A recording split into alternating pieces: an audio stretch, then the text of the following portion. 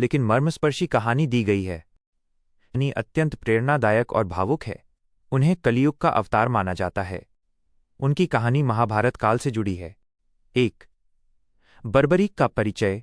खाटू श्याम जी का असली नाम बर्बरीक था। वे भीम के पुत्र घटोत्कच और दैत्यराज मूर की पुत्री अहिलावती के पुत्र थे। बर्बरीक बचपन से ही बहुत वीर और महान योद्धा थे। उन्होंने भगवान शिव की तपस्या करके उनसे 3 अमोघ बाण प्राप्त किए थे, जिससे वे पूरी सृष्टि का अंत कर सकते थे। 2. हारे का सहारा बनने का वचन। जब महाभारत का युद्ध शुरू हुआ तो बर्बरीक ने भी युद्ध देखने का निर्णय लिया। उन्होंने अपनी माता से आशीर्वाद लिया। माता ने पूछा कि तुम किसकी ओर से लड़ोगे। तब बर्बरीक ने वचन दिया कि जो पक्ष हार रहा होगा मैं उसकी ओर से लड़ूंगा। इसी कारण उन्हें हारे का सहारा कहा जाता है। 3. भगवान कृष्ण और बर्बरीक की परीक्षा। श्री कृष्ण जानते थे कि यदि बर्बरीक युद्ध में उतरे तो कौरवों को हारता देख वे उनकी तरफ से लड़ेंगे और पांडवों का विनाश निश्चित है। कृष्ण ने एक ब्राह्मण का भेष धरकर बर्बरीक को रोका और उनकी वीरता की परीक्षा ली। पीपल के पत्ते। कृष्ण ने बर्बरीक से एक ही बाण में पीपल के सारे पत्तों को छेदने को कहा। बर्बरीक ने बाण चलाया, जिसने सभी पत्तों को छेद दिया और कृष्ण के पैर के नीचे दबे एक पत्ते को छेदने के लिए उनके पैर के पास घूमने लगा। 4. शीश का दान। कृष्ण ने बर्बरीक से दान मांगा।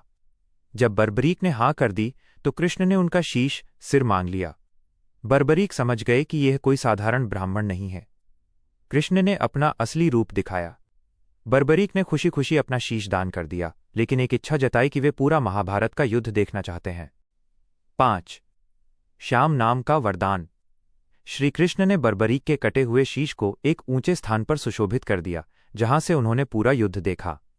युद्ध के बाद जब पांडव अपनी जीत का श्रेय ले रहे थे, तब बर्बरीक के शीश ने गवाही दी कि युद्ध केवल श्रीकृष्ण की रणनीति और सुदर्शन चक्र की वजह से जीता गया है।